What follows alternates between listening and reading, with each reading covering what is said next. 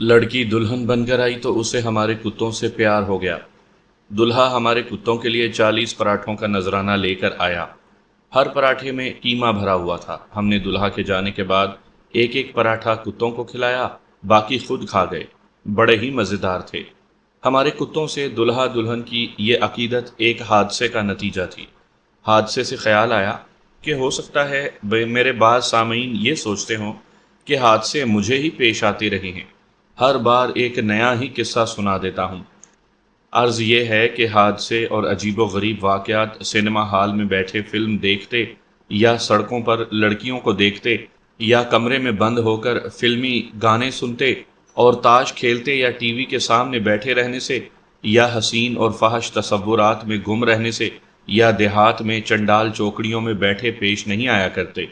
अगर आप शिकार के लिए या सैर सपाटे के लिए या एडवेंचर के शौक से इसी तरह अपने मुल्क के जंगलों और देहाती इलाकों में निकले जिस तरह हम निकला करते थे, तो आप अंग्रेज़ी की कहानियों के तर्जुमे पर लानत भेजेंगे और आपको कदम कदम पर वाक़यात और हादसात मिलेंगे। हमारा देहाती इलाका तो अलिफ लैला की सरजमीन है। आपके लिए जो वाक़या या हादसा अजीबो गरीब या बेमिसाल या नाकाबिले यकीन होता है, वो हमारे लिए रोज़मर्रा के मामूलात में से होता था। ये वाक़या भी एक इत्तफ़ाक था। जिस रोज़ दुल्हा हमारे कुत्तों के लिए पराठे लेकर हमारे गांव में आया, उससे 2.5-3 महीने पहले का वाक़या है कि हम हस्बे मामूल शिकार को निकले। 11 कुत्ते थे और 14-15 लड़के। लड़कों से मेरी मुराद नौजवान है। हमारी उम्रें 16 से 21 साल थीं। गंदुम की फसल 1 फुट उठाई थी। हम फारिग थे। गांव के मर्दों ने तो हमारी हौसला अफजाई की। 2-3 बूढ़ों ने पिंदो नसीहत की, ओए किसी गांव में ना जाना, संभल कर रोए लड़को, किसी राहगीर से छेड़छाड़ ना करना। और हमारी माओं ने, जिनकी तादाद हमारी टीम की नफरी के बराबर थी, हमें बाकायदा गार्ड ऑफ ऑनर दी और पुरजोश गालियों और वालेहाना धमकियों से हमें रुखसत किया। एक नारा मुश्तरक था जो हमें दूर तक सुनाई देता रहा, आज तू आ ले वापस, तेरा कलेजा इन कुत्तों को ना खिला दूं तो कहना। ऐसा एक और नारा आज भी मेरे कानों में गूंज रहा है, डंगर खोलकर जरा बाहर ले जाते तुझे मौत पड़ती है, और लपाड़ों वीरानों में कदकड़े लगाते हुए तुझे मौत नहीं पड़ती। हमारी माएँ हमें एक ऐसी चीज़ से डराया करती थीं जो हमने कभी नहीं देखी थी। वो कहा करती थी, तुझे 2 मुंही फिस्सी काटे। फिस्सी सांप की नस्ल बताई जाती थी जिसके 2 मुंह थे। मशहूर था कि उसका काटा हुआ इंसान बड़ी अजियतनाक मौत मरता है, मगर हमने फिस्सी कभी नहीं देखी थी। एक रोज़ मेरी माँ को मेरी किसी हरकत पर गुस्सा आ गया तो उसके मुंह में जो आया वो कह गुजरी। आखिर उसने गुस्से से बेकाबू होकर कहा, तुझे 2 मुंही फिस्सी काटे। मैंने उसके गुस्से को नज़रअंदाज करते हुए पूछा, बे जी, आपने कभी 2 मुंही फिस्सी देखी है? तुझे काटेगी ना तो तुझे नज़र आ जाएगी। माँ ने और ज़्यादा भड़क कर कहा, मुझे मालूम है वो कहाँ होती है। मैंने कहा, मैं आज ही जाकर देखूंगा। खबरदार, माँ ने चिल्ला कर कहा, जो तू उधर गया तो वो काट चुकती है तो नज़र आती है। तूने उधर को मुंह किया तो तेरी टांगें तोड़ दूंगी। मेरी शादी को अभी 15-16 दिन गुजरे थे। मेरी बीवी हंस पड़ी और बोली, मासी जी, आप अपना खून जला रही हैं और वो आपके साथ मजाक कर रहे हैं। माँ डंगरों को मारने वाला डंडा उठाने को लपकी। मैं दौड़कर कमरे में चला गया और अंदर से दरवाज़ा बंद कर लिया। माँ मेरी बीवी से कहने लगी, तू इसके साथ लाड ना किया कर, इसके बाप को मेरे लाडों ने बिगाड़ा था। ये जवानी बड़ी बुरी चीज़ है, तू ज़रा अपने आप को काबू में रखना, वरना मेरी तरह सारी उम्र पछताएगी। आज जब मैं कब्र के किनारे आ बैठा हूँ, माँ की ये पिंदो नसीहत और मेरी बीवी की दबी दबी हंसी मुझे यूं याद आ रही है जैसे वो दोनों मेरे करीब ही कहीं बैठी बातें कर रही हैं। वो तो जैसे ख्वाब था, देखा और आंख खुल गई। हमारी माँओं की बद्दुआओं में ढकी छुपी जो दुआएं थी, ये उन्हीं का असर था कि हम में से किसी को कभी 2 मुंही फिस्सी ने ना काटा। अजीज़ सामीन, माफ़ी चाहता हूँ कि माजी की शिकारगाह में भटक गया हूँ। यादें और जज्बात तेज़ हवा की तरह अपने साथ उड़ाए फिरते हैं। किस्सा यूं हुआ कि हम हस्बे मामूल शिकार को निकल गए। सब कुछ मामूल के मुताबिक था। फ़िज़ा में, माहौल में, देहात की लामहदूद वुसअत में हर चीज़ मामूल के मुताबिक थी। गांव से दूर जाकर हम एक वसी नशेब में उतर गए। कुत्तों को हमने खोल दिया था। वो इधर उधर ज़मीन को सूंघते اور ہر طرف بےتابی سے دیکھتے اور بھاگتے دوڑتے تھے۔ رات کے جانوروں کی بو انہیں پریشان کر رہی تھی۔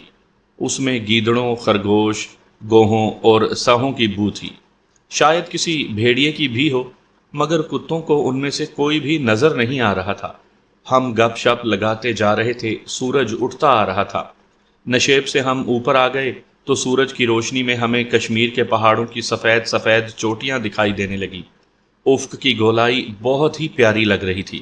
ہم ذرا سا آگے گئے ہوں گے کہ ایک کتے نے سر اٹھا کر اور کان اوپر کر کے دھیمی سی آواز نکالی، بف۔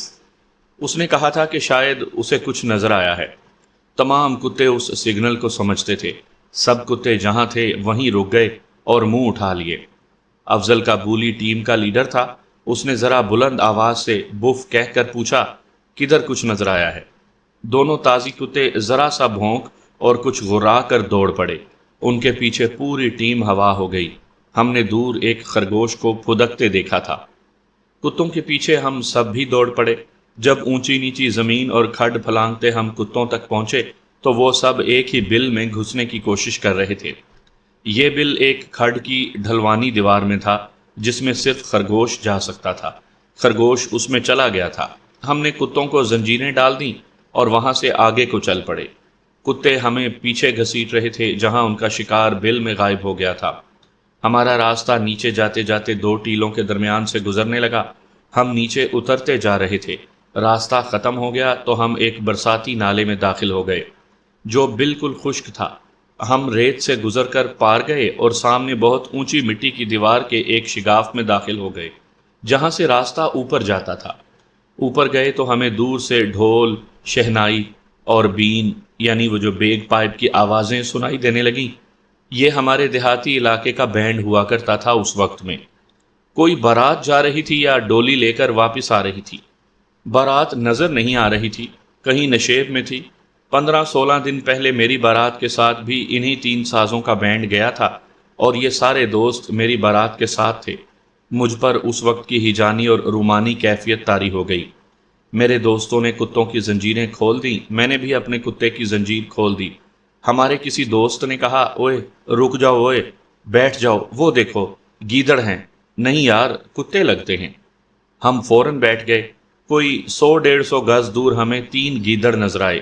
گیدڑ بہت محتاط اور ڈر پوک جانور ہوتا ہے، اس طرح دلیری سے کھڑا نہیں رہتا۔ ذرا سی آہٹ پر پوری رفتار سے بھاگ اٹھتا اور غائب ہو جاتا ہے، مگر یہ 3 گیدڑ غائب نہیں ہو رہے تھے۔ اچانک 2 گیدڑ لڑ پڑے اور تیسرا ان کا تماشا دیکھنے لگا۔ ہم سمجھ گئے کہ ان پر رومانی موڈ طاری ہے اور یہ رقابت کی لڑائی ہے اور تماشائی گیدڑی ہے۔ ان کی لڑائی کی آوازیں سن کر کہیں سے ایک اور گیدڑ آ گیا۔ اس نے 2 ساتھیوں کو لڑتے اور گیدڑی کو فارغ کھڑے دیکھا تو ناک اس کی ناک سے لگا دی، جیسے کہہ رہا ہو، اگر ذرا فرصت ہو تو چلو گھوم پھر آئیں۔ لڑتے ہوئے دونوں گیدڑوں نے اسے دیکھ لیا اور دونوں اس پر ٹوٹ پڑے۔ ان کے اور ہمارے درمیان درخت اور جھاڑیاں تھیں۔ ادھر کسی کی بارات آ رہی تھی، 3 سازوں کا بینڈ بجتا چلا جا رہا تھا۔ ادھر گیدڑ فیصلہ کر رہے تھے کہ گیدڑی کی ڈولی تینوں میں سے کس کے ساتھ جائے گی، مگر ہمارے 2 کتوں نے بیک وقت انہیں دیکھ لیا۔ دونوں اپنے ساتھیوں کو اطلاع دینے کے لیے ذرا سا بھونکے اور گیدڑوں کے رنگ میں بھنگ ڈالنے کے لیے دوڑ پڑے۔ باقی کتے ان کے پیچھے دوڑے، ہم وہیں کھڑے دیکھتے رہے۔ گیدڑ دنیا کے ہنگاموں سے بے نیاز اپنے ہنگامہ خیز مذاکرات میں مصروف تھے۔ گیدڑی چونکہ فارغ کھڑی فیصلے کا انتظار کر رہی تھی، اس لیے اس نے کتوں کو اپنی طرف سر پٹ آتے دیکھ لیا۔ وہ گیدڑوں کو اطلاع دیے بغیر بھاگ کھڑی ہوئی۔ تینوں گیدڑوں نے اپنے اوپر آنے والے خطرے کی طرف دیکھنے سے پہلے گیدڑی کو دیکھا، اور جب اس طرف دیکھا تو ان میں اور کتوں میں تھوڑا سا ہی فاصلہ رہ گیا تھا۔ گیدڑ یوں بھاگے جیسے ان کے نیچے کسی نے انگارہ رکھ دیا ہو۔ ایک گیدڑ تو وہیں کہیں غائب ہو گیا۔ وہ اکٹھے بھاگے جا رہے تھے، ہم بھی دوڑ پڑے۔ آگے چونکہ پگڈنڈی تھی، بارات نشیبی علاقے سے ابھرتی آ رہی تھی۔ گیدڑ اور کتے بارات کا راستہ کاٹنے کو جا رہے تھے۔ بارات کے ساتھ کوئی 40 آدمی تھے۔ دلہا گھوڑے پر سوار تھا، صحرا اس کے چہرے پر گرا ہوا تھا۔ اس کے علاوہ 2 اور آدمی گھوڑوں پر سوار تھے، باقی سب پیدل تھے۔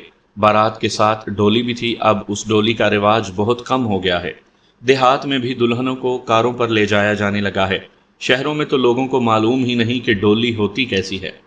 یہ پالکی سی ہوتی تھی جسے 4 آدمی اٹھایا کرتے تھے۔ اس پر لال رنگ کے کپڑے چڑھے ہوتے اور اس کے پردے بھی لال ہوتے تھے۔ دلہن کو اس میں بٹھا کر لایا جاتا تھا۔ بارات کے آگے ایک ڈھول، ایک شہنائی اور ایک بین کا بینڈ تھا۔ بارات کے ساتھ ایک بولی کتا یعنی بل ڈاگ بھی تھا، جس کی جسامت اور شکل بتا رہی تھی کہ لڑاکا ہے، اور خونخوار بھی۔ اس کی زنجیر ایک آدمی نے پکڑ رکھی تھی۔ گیدڑ پگڈنڈی پر پہنچے تو بارات ان کے بالکل سامنے آ گئی۔ کتے گیدڑوں تک پہنچ گئے تھے۔ کتے چونکہ پھیل کر جا رہے تھے، اس لیے گیدڑ بارات سے بچنے کے لیے دائیں یا بائیں نہ ہو سکے۔ ایک گیدڑ دلہا کے گھوڑے کے نیچے چلا گیا اور 2 کتے جو اس تک پہنچ چکے تھے گھوڑے کے نیچے ہی اس پر جھپٹ پڑے۔ گیدڑ کی چیخ اور کتوں کی غراہٹ اور تینوں کا گھوڑے کے پاؤں میں لوٹ پوٹ ہونا ایسا ہیبت ناک تھا کہ گھوڑا بڑی زور سے ہنہنا کر بدکا اور بھاگ اٹھا۔ دوسرا گیدڑ باراتیوں میں جا گھسا۔ کتوں نے اسے بھی پکڑ لیا۔ 11 کتے 2 گیدڑوں پر باراتیوں کے جلوس میں جا کر ٹوٹ پڑے تو باراتی ادھر ادھر بھاگ اٹھے۔ کہاروں نے ایسی گھبراہٹ میں ڈولی زمین پر رکھی کہ ایک طرف کو زیادہ جھک گئی۔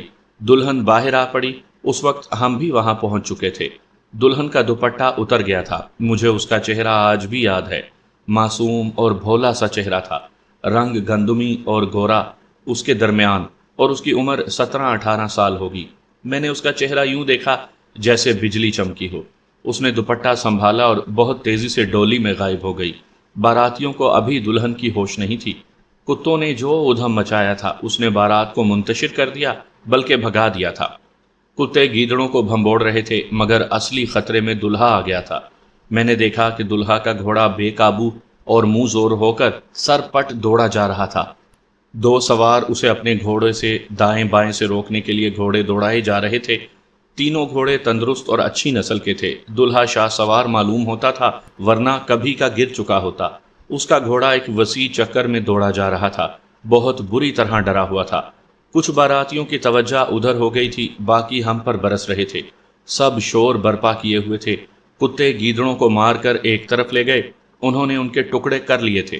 مجھے ڈر یہ تھا کہ دلہا گھوڑے سے گرا اور اس کا پاؤں رکاب میں پھنس کر رہ گیا تو وہ بہت بری موت مرے گا اور یہ خون ہمارے سر ہوگا۔ باراتیوں نے ہمیں محاصرے میں لے لیا۔ ان میں سے چند ایک کے پاس رنگدار دستوں والی کلہاڑیاں تھیں۔ ہماری ٹیم میں 3 کلہاڑیاں، 3-4 مضبوط ڈنڈے اور اتنے ہی چاقو تھے۔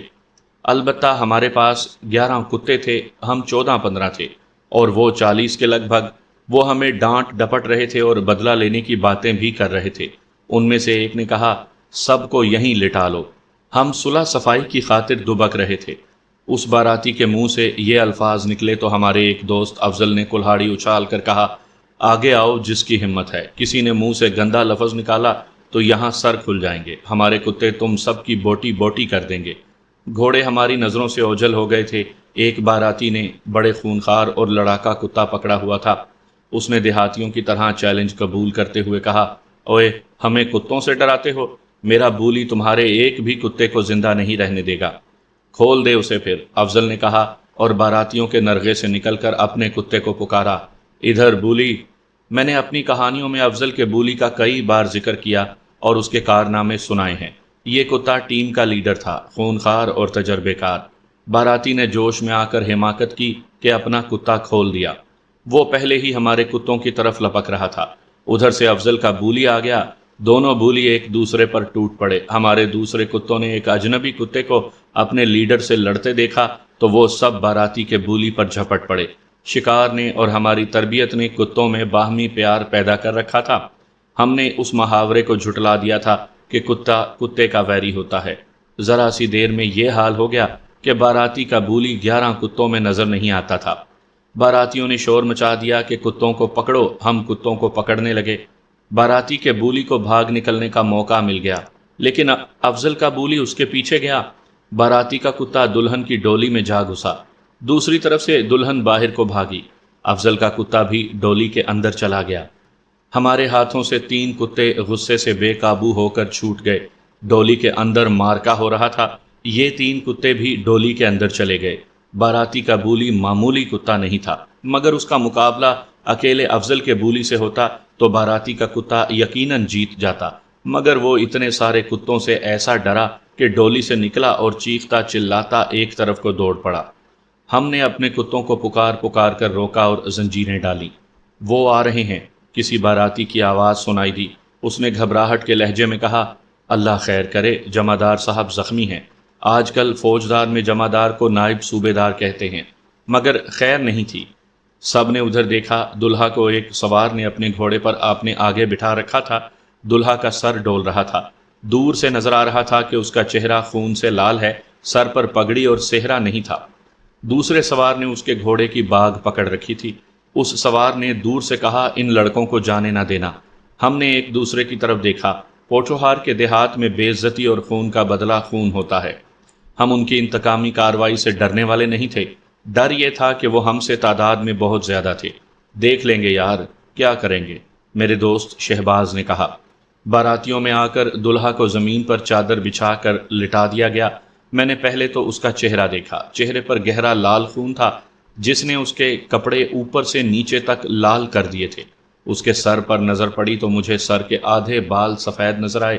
خون میں ڈوبے ہوئے چہرے سے اس کی عمر کا اندازہ نہیں ہو سکتا تھا۔ اس کے ہاتھ نظر آئے جو کسی جوان آدمی کے ہاتھ میں ہی تھے۔ لڑکی نوجوان تھی اور دلہا بوڑھا تھا۔ باراتی دلہا کے ارد گرد بیٹھ گئے اور باقی اوپر جھک گئے۔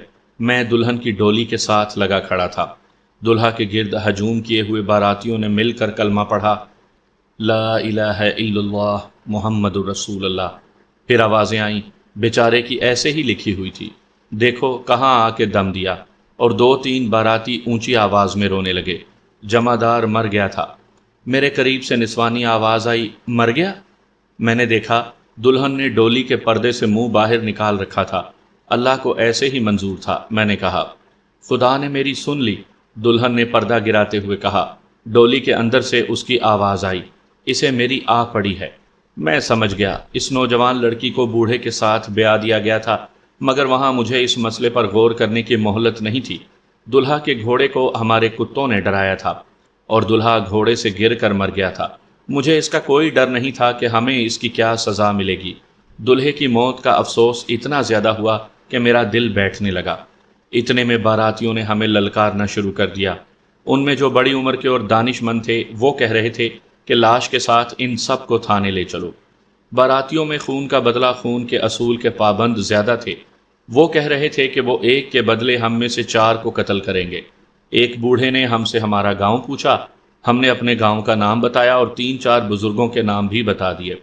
یہ علاقے کے نامی گرامی بزرگ تھے، ذات بھی اونچی تھی۔ ان کے نام سن کر باراتیوں میں خاموشی سی آ گئی۔ کسی نے کہا کہ ان کے گاؤں چلو، مگر جو شیلے باراتی وہیں انتقام لینے کی باتیں کر رہے تھے۔ ہم نے انہیں بتایا کہ اس میں ہمارا کوئی قصور نہیں۔ گیدڑ گھوڑے کے قدموں میں چلا گیا اور کتوں نے اسے وہاں جا پکڑا۔ ہم تو دور تھے، جو شیلے باراتی ہمیں ہی قصوروار ٹھہرا رہے تھے، اور بزرگ قسم کے باراتی انہیں روک رہے تھے اور کہہ رہے تھے کہ لاش اور ان سب کو تھانے لے چلو۔ سامعین کرام، آپ سن رہے ہیں صابر حسین راجپوت کی شکاریات کے سلسلے میں ایک دلچسپ روداد، جس کا نام ہے پیار کے پراٹھے۔ مجھے امید ہے آپ کو میری یہ کاوش پسند آئے گی۔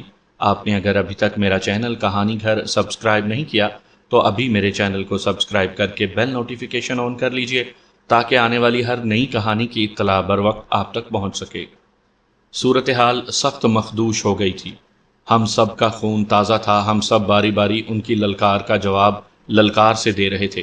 ہم نے اعلان کر دیا کہ ہم تھانے نہیں جائیں گے، آؤ زور آزما لو، مگر ان کا آدمی مارا گیا تھا۔ ان کی رگوں میں بھی پوٹھوہاری خون تھا۔ وہ تعداد میں بھی زیادہ تھے۔ ان کے تیور بتا رہے تھے کہ مرنے مارنے پر تلے ہوئے ہیں۔ ان کے لیے ممکن نہیں تھا کہ ہمیں تھانے لے جاتے۔ تھانہ وہاں سے 6 میل دور تھا۔ کسی 1 یا 2 آدمیوں کو گھسیٹ کر تو لے جایا جا سکتا تھا، 14-15 جوانوں کو وہ کیسے لے جاتے؟ باراتیوں کے گھوڑے الگ کھڑے تھے۔ آپ نے میری کہانیوں میں ایک نوجوان کا نام سنا ہوگا جسے ہم موٹر کہا کرتے تھے۔ دماغی اور جسمانی لحاظ سے غیر معمولی طور پر تیز اور پھرتیلا تھا۔ ایک گھوڑا اس کے قریب کھڑا تھا۔ موٹر نے تیز رفتار موٹر کی طرح ہجوم سے نکل کر جست لگائی اور گھوڑے پر سوار ہو گیا۔ اس نے کہا، نہ تھانے جانا، نہ یہاں سے بھاگنا، میں سارے گاؤں کو ساتھ لے کر آتا ہوں۔ اور اس نے ایڑ لگا دی۔ گھوڑا بہت اچھا اور موٹر اچھا سوار تھا۔ پلک جھپکتے نظروں سے اوجھل ہو گیا۔ ابھی گالم گلوچ شروع نہیں ہوئی تھی، دھمکیوں اور للکار کا تبادلہ ہو رہا تھا۔ اور بزرگ باراتی درمیان میں کھڑے تھے۔ ہمارا ایک دوست گاؤں والوں کو بلانے چلا گیا تو بزرگ باراتیوں نے کہا کہ لاش ان کے گاؤں لے چلو، وہاں سے تھانے چلیں گے۔ بڑی مشکل سے انہوں نے جوشیلے باراتیوں کو ہمارے گاؤں پر چلنے پر آمادہ کیا۔ بارات ڈولی سمیت ہمارے پیچھے پیچھے چل پڑی۔ دلہا کی لاش گھوڑے پر ڈال لی گئی۔ مجھے بہت افسوس ہو رہا تھا۔ ڈھول باجے کے ساتھ جاتی بارات جنازے میں بدل گئی تھی، لیکن افسوس کا مطلب ہتھیار ڈالنا نہیں تھا۔ ہم سب مقابلے کے لیے تیار تھے۔ ہمیں اپنے کتوں پر بھروسہ تھا۔ کتے باراتیوں کا برا حال کر دیتے۔ گاؤں سے ہم کچھ دور ہی تھے کہ ہمارے گاؤں کے کم و بیش 25-30 آدمی کلہاڑیاں، لاٹھیاں اور برچیاں اٹھائے ادھر آتے نظر آئے۔ وہ دوڑے آ رہے تھے۔ گھوڑا جو موٹر لے گیا تھا اس پر ہمارے گاؤں کا ایک بزرگ سوار تھا۔ ان کے پیچھے بہت سی عورتیں دوڑی آ رہی تھیں۔ یہ ہماری مائیں بہنیں تھیں۔ ادھر باراتیوں میں سے آوازیں سنائی دینے لگیں، بھاگنا نہیں بھائیو، سر کھول دو ان کے۔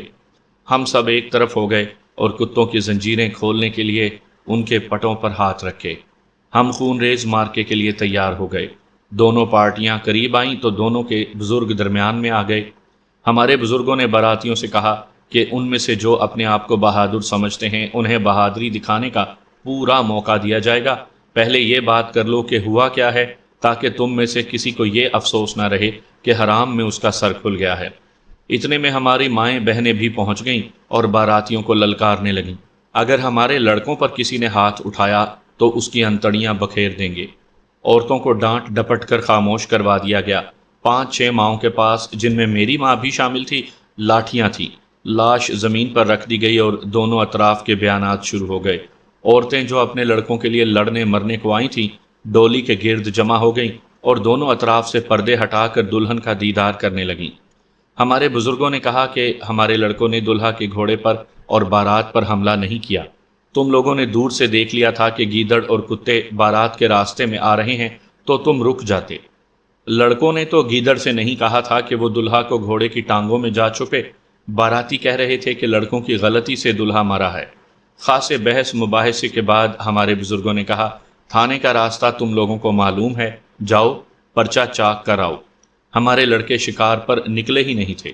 یہ سب گاؤں میں تھے، تمہارا کچھ نہیں بنے گا۔ ذرا سوچو اور بتاؤ کہ ان لڑکوں میں دلہا کا قاتل کون ہے؟ کس کے نام پرچہ کرواؤ گے؟ اگر تم لوگ لڑکوں کو ساتھ لے جانے کی سوچ رہے ہو یا بدلہ لینا چاہتے ہو تو تمہارے دلہا کی لاش کے ساتھ ساتھ پوری بارات کی لاشیں پڑی ہوئی ہوں گی، سوچ لو۔ باراتی ٹھنڈے ہو گئے تھے۔ میرے والد صاحب نے کہا، اگر بھائیوں کی طرح اپنے آدمی کا ہرجانہ مانگتے ہو تو ہمارے گاؤں چلو، جو مانگو گے دل و جان سے دیں گے۔ اس کا خاندان ہرجانے کا بھوکا نہیں ہے، ایک بوڑھے باراتی نے کہا۔ یہ فوج میں جمع دار تھا، اس کا ایک مربع نہری ہے اور بارانی زمین کا کوئی حساب نہیں۔ صلح صفائی ہو گئی۔ باراتی سمجھ گئے کہ تھانے گئے تو کچھ نہیں بنے گا۔ انہوں نے باتوں میں اپنا روب تو قائم رکھا لیکن وہ ہتھیار ڈال چکے تھے۔ وہ لاش اپنے گاؤں لے جانے پر آمادہ ہو گئے۔ ہمارے ایک بزرگ نے ہم میں سے 2 لڑکوں سے کہا کہ دوڑ کر جاؤ اور گاؤں سے اچھی سی چارپائی اور 2 چادریں لے آؤ۔ لڑکے دوڑ پڑے۔ چارپائی آنے تک دوستانہ باتیں ہوتی رہیں۔ ہمارے بزرگوں نے افسوس اور ہمدردی کی باتیں کی اور انہیں خوش کرنے کے لیے ہمیں گالم گلوچ کی۔ عورتیں ڈولی کے ارد گرد جمع تھیں اور دلہن کے ساتھ باتیں کر رہی تھیں۔ دلہا کے مرنے کی وجہ یہ معلوم ہوئی کہ وہ بڑا تجربے کار سوار تھا، گرنے والا نہیں تھا۔ گھوڑا منہ زور ہو کر سر پٹ دوڑ رہا تھا۔ ایک درخت کے نیچے سے گزرے۔ درخت کا ایک ٹہن جھکا ہوا تھا۔ دلہا کی نظر اس پر نہیں پڑی ہوگی۔ اس کا ماتھا اور منہ اتنی تیز رفتاری سے ٹہن سے ٹکرایا کہ وہ گھوڑے کے پیچھے گرا۔ وہ ٹہن کی چوٹ سے مرا تھا۔ چارپائی آئی، اس پر ایک چادر بچھا کر لاش اس پر رکھی گئی اور دوسری چادر لاش پر ڈال دی گئی۔ بارات جنازہ بن کر چلی گئی۔ دلہا کا گھوڑا خالی ساتھ جا رہا تھا۔ ہم سب کھڑے دیکھتے رہے۔ کچھ دور جا کر بارات رک گئی۔ باراتی آپس میں باتیں کرنے لگے۔ ڈولی 4-5 آدمیوں کے ساتھ ادھر کو روانہ ہو گئی جدھر سے یہ دلہا لایا تھا۔ انہوں نے سوچا ہوگا کہ لاش کے ساتھ ڈولی جاتی اچھی نہیں لگتی، چنانچہ انہوں نے ڈولی وہیں سے اپنے آدمیوں کے ساتھ دلہن کے گاؤں کو روانہ کر دی۔ بارات دلہا کے گاؤں کی طرف چلی گئی اور یوں کسی نشیب کے راستے پر غائب ہو گئی جیسے اسے زمین نے نگل لیا ہو۔ جوں ہی بارات غائب ہوئی ہماری مائیں ہم پر یوں برس پڑیں جیسے اچانک اولے پڑنے لگے ہوں۔ انہوں نے خوب واہی تباہی بکی۔ یہ طوفان تھما تو عورتوں نے دلہن کی باتیں شروع کر دیں۔ انہوں نے بتایا کہ دلہن بہت خوش تھی کہ دلہا مر گیا ہے۔ دلہن نے عورتوں کو بتایا تھا کہ دلہا کی عمر 40 اور 50 سال کے درمیان تھی۔ دلہن اس کی برادری کے گھرانے کی تھی۔ دلہا کی پہلی بیوی مر چکی تھی۔ اس نے دلہن کے ماں باپ کو بہت کھلایا پلایا تھا، ایک بھینس بھی دی تھی اور کچھ رقم نقد بھی دی تھی۔ اس طرح اس نے اس عمر میں 17-18 سال کی لڑکی کے ساتھ شادی کر لی۔ دلہا چونکہ روپے پیسے اور حیثیت والا تھا، اس لیے اسے باقاعدہ بارات لانے اور ڈولی لے جانے کا شوق تھا، جو اس نے پورا کیا۔ لڑکی خدا کا شکر ادا کر رہی تھی کہ بال بال بچ گئی۔ دراصل بال بال تو ہم بچے تھے۔ اگر لڑائی ہو جاتی تو ہم میں سے 2-4 لڑکے مارے جاتے اور باقی زخمی ہوتے اور کچھ ان کا نقصان ہوتا۔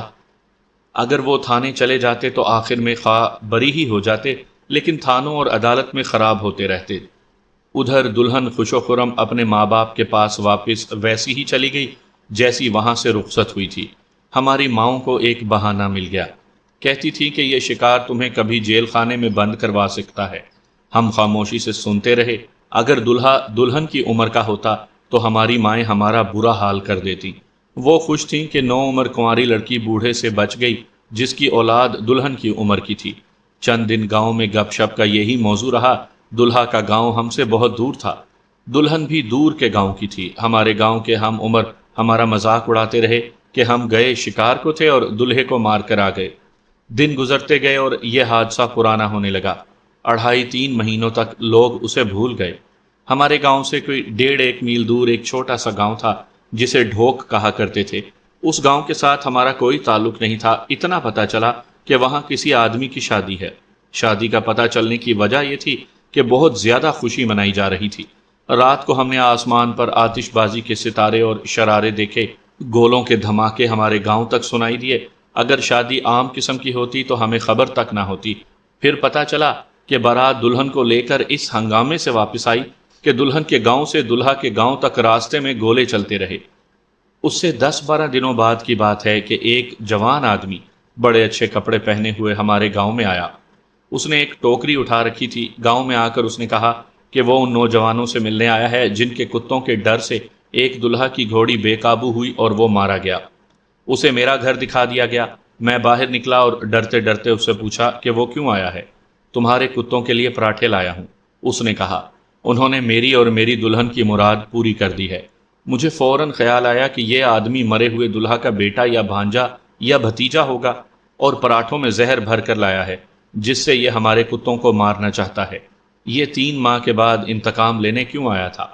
میں نے اپنے دوستوں کو اپنے گھر بلا لیا، انہیں بتایا کہ یہ جوان ہمارے کتوں کے لیے پراٹھے لایا ہے، کہتا ہے کہ ان میں قیمہ بھرا ہوا ہے۔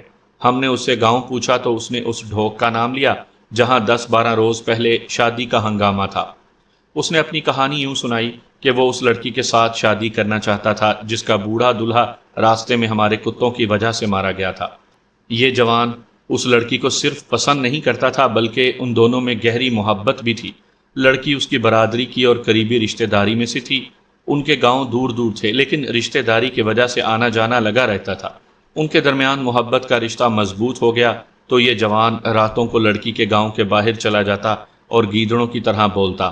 لڑکی چوری چھپے باہر آ جاتی اور ان کی ملاقات ہو جاتی۔ محبت کا عروج تھا جب اس جمع دار کی نظر اس لڑکی پر پڑی۔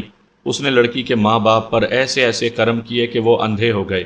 جمع دار نے رشتہ مانگا جو ماں باپ نے مزید لالچ میں آ کر دے دیا۔ لڑکی لڑکے پر بمب گرا۔ یہ جوان جمع دار کو قتل کرنے پر تیار ہو گیا۔ لڑکی کا یہ حال تھا کہ گھر میں پڑی روتی رہتی تھی۔ شادی کا دن مقرر ہو چکا تھا۔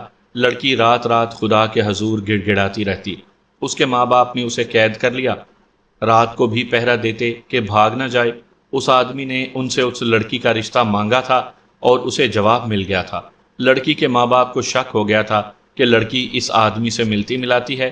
اس آدمی نے خانقاہوں کی خاک چھانی، پیروں فقیروں کے حقے بھرے، تعویذ دھاگے کیے اور ایک عامل سے جادو بھی کروایا جسے ہمارے ہاں کالا علم کہتے ہیں۔ لڑکی اب باہر نہیں نکل سکتی تھی، اس لیے وہ کسی خانقاہ پر نہ جا سکی۔ وہ رات کو خدا سے ہم کلام رہتی اور یہی کہتی رہتی، یا خدا تجھ سے بڑھ کر کوئی پیر نہیں، میری سن لے۔ آخر شادی کا دن آ گیا۔ اس آدمی نے آخری حربہ یہ سوچا تھا کہ لڑکی کی شادی کے بعد وہ اس سے ملے گا اور اسے کہے گا کہ وہ اس بوڑھے خاوند کو زہر دے دے یا وہ خود کسی خفیہ طریقے سے جمعدار کو قتل کر دے گا۔ انہیں ایسی کوئی ضرورت ہی نہ پڑی۔ شام کو اس جوان کو اطلاع ملی کہ جمعدار دلہن کو گھر تک نہیں لے جا سکا اور راستے میں مارا گیا ہے۔ اس کے بعد اس نے اپنے والدین اور کچھ اور لوگوں کی مدد سے لڑکی کا رشتہ حاصل کرنے کی کوششیں شروع کر دیں۔ لڑکی نے اپنے ماں باپ کو یہ دھمکی دی کہ اب انہوں نے اس کا دل توڑا تو ان پر کوئی مصیبت نازل ہوگی۔ رشتہ اس جوان کو مل گیا اور شادی جمعدار کے مرنے کے چوتھے مہینے ہوئی۔ اس آدمی کو خدا نے اپنی پسند کی لڑکی معجزے کے طور پر دی تھی، لہٰذا اس نے شادی پر بے پناہ خرچ کیا، شہر سے گولے اور آتش بازی بھی منگوائی اور دلہن کو گولوں کے دھماکوں میں لایا۔ دلہن نے اس کے گھر آ کر اسے کہا کہ وہ ان کتوں کو قیمے والے پراٹھے کھلانا چاہتی ہے جنہوں نے اس کی کالی قسمت بدل کر یہ خوشی دی ہے۔ چنانچہ ایک روز یہ آدمی شہر گیا اور قیمہ لے آیا۔ دلہن نے قیمہ پراٹھوں میں بھرا اور ان پر گھر کا مکھن مل کر دلہا کو دیا کہ وہ ہمارے گاؤں لے جائے۔ ہمیں یقین آ گیا کہ پراٹھوں میں کوئی خطرہ نہیں۔ ہم نے اسے کہا کہ ہماری مائیں اس کی دلہن سے ملی تھیں، کسی روز دلہن کو بھی ساتھ لائے۔ ہم نے اس کی خاطر تواضع کی اور وہ چلا گیا۔ پراٹھے 40 تھے اور کتے 11۔ ہم نے 11 پراٹھے الگ کر لیے، اپنے تمام دوستوں کو بلایا اور 29 پراٹھے ہم نے خود کھا لیے۔ ایک ایک پراٹھا ان کتوں کو کھلایا جو اس روز شکار پر ہمارے ساتھ گئے تھے۔ 3-4 روز بعد وہ دلہن کو ساتھ لیے میرے گھر آیا۔ میری شادی کو ابھی 4 مہینے ہی ہوئے تھے۔ وہ میری بیوی کی سہیلی بن گئی۔ اس کے بعد وہ آتی جاتی رہی اور ہر اس گھر گئی جس گھر کا کتا اس کے پہلے خاوند کے گھوڑے کو ڈرا کر بھگانے میں شریک تھا۔ وہ اکثر کہا کرتی تھی، یہ کتے کتنے پیارے ہیں۔